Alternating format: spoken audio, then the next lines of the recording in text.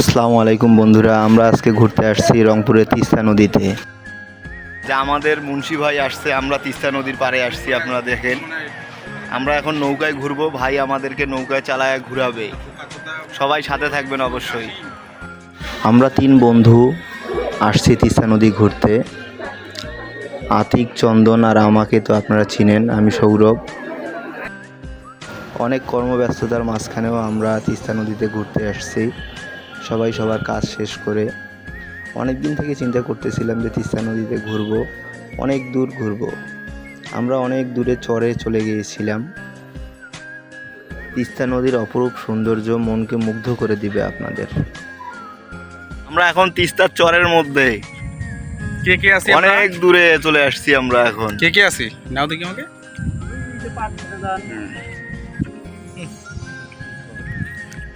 Teesta rail ব্রিজটা আপনারা দেখতেই পারতেছেন, অনেক দূরে। অনেক জুম করার পরে তিস্তা রেল ব্রিজটা দেখা যাচ্ছে। চরের মধ্যে আমরা অনেকক্ষণ হাঁটাহাঁটি করলাম। দেখলাম এখানে বাদাম গাছ লাগিয়েছে কৃষকরা।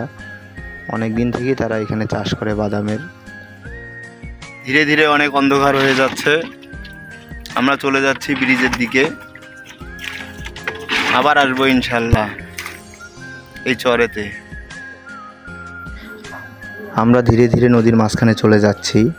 অনেক অন্ধকার হয়েছিল, তবুও চারপাশের দৃশ্যটা অনেক সুন্দর লাগছিল আমাদের।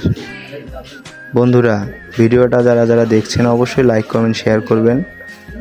ইনশাআল্লাহ আগামীতে এর থেকেও ভালো ভিডিও আপনাদের মাঝে উপস্থাপন করব। সবাই ভালো থাকবেন।